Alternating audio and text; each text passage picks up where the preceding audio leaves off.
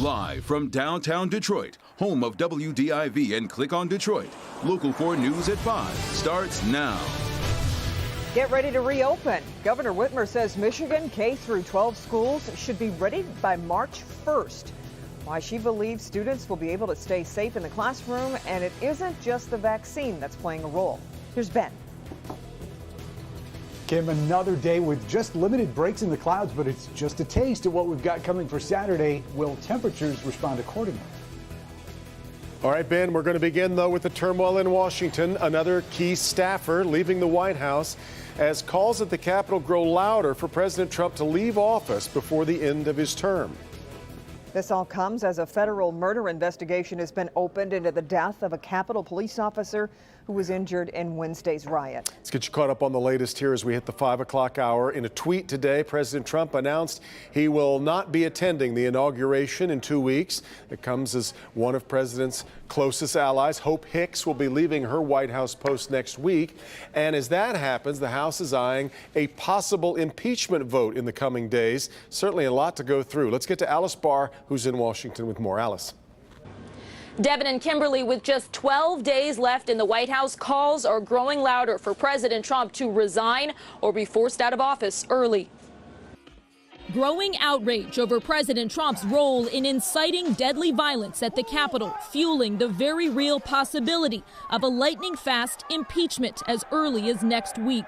He provoked an insurrection and an attack against the United States Capitol. He's capable of doing anything, and we do have to hold him accountable. At least one Senate Republican saying he would consider articles of impeachment. The president has disregarded his oath of office. House Speaker Nancy Pelosi telling colleagues she spoke to the chairman of the Joint Chiefs of Staff about preventing a, quote, unstable president from ordering a nuclear strike.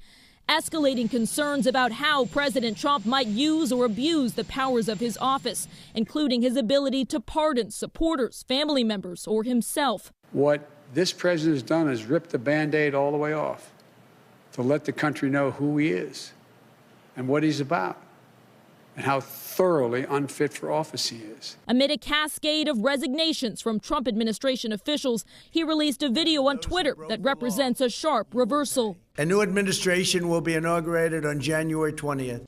President Trump stopping short of a full concession, but promising an orderly transition of power. He also condemned the violent rioters, who even some of his closest allies say he encouraged at a rally immediately before the attack. The White House issuing a statement of condolence for the police officer who died after clashing with the mob. Flags now flying at half-staff at the Capitol he gave his life defending. President Trump announced today that in a break with long-standing tradition, he will not go to President-elect Biden's inauguration. Biden calling that one of the few things they've ever agreed on, though he says that Vice President Pence is welcome to attend. From the White House, Alice Barr, Local 4. Hey, Alice. And Michigan's Attorney General says a man who called in a threat to the state capitol yesterday also made threats to a state lawmaker. Yeah, 48-year-old Michael Verone was arrested outside his home in Charlotte.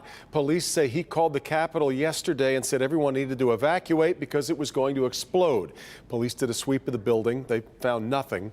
Verone is also, though, accused of threatening the life of Detroit Representative Cynthia Johnson last month. He's facing charges for both, and that could add up to nearly 25 years in prison. There are significant developments tonight in Michigan's battle against the coronavirus. First, the numbers. The state reports 3,625 new cases in the past 24 hours. Along with that, 38 people have lost their lives to the virus in the past day.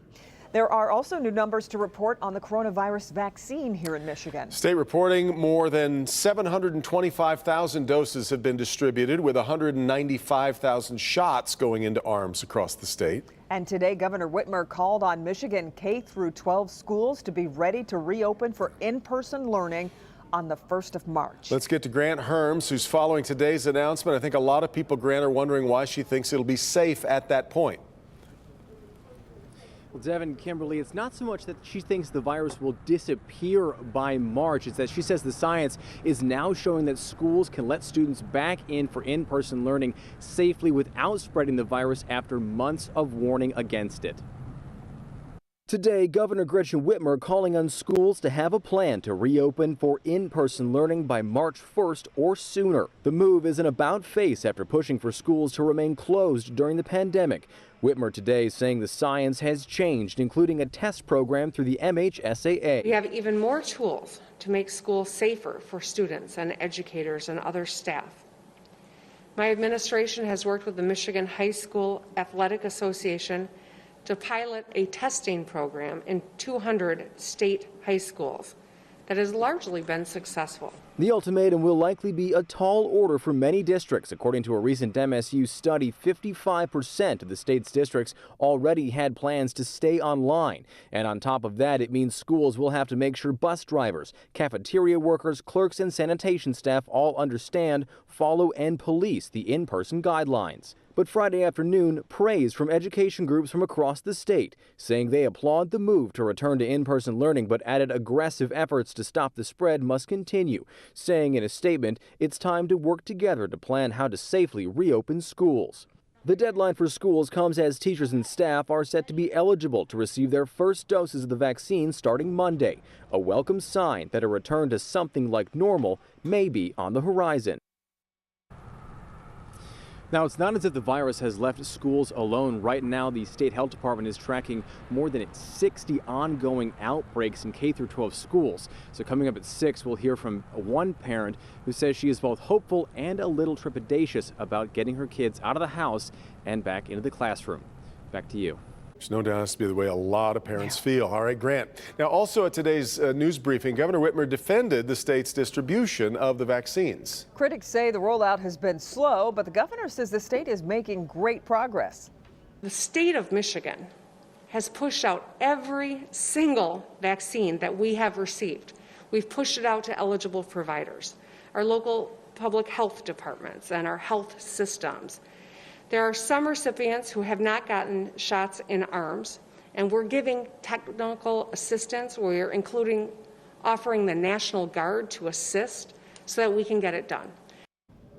President-elect Joe Biden announcing plans to release every available dose of the vaccine when he takes office. The move changes the Trump administration's strategy of holding back half the vaccines to ensure second doses are available. The plan comes after a group of governors pressed the government to distribute reserved doses to states that need them. Both the Pfizer and Moderna vaccines require 2 doses.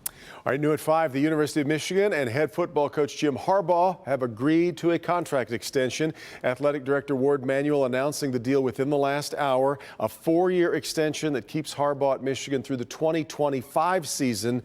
Bernie will have more coming up a little later on in sports. All right, we have made it to the weekend, and we actually got to see a sunset, which we haven't seen in a long time. It was really nice to see. So let's get over to Ben with what we've got headed into Saturday and Sunday, Ben.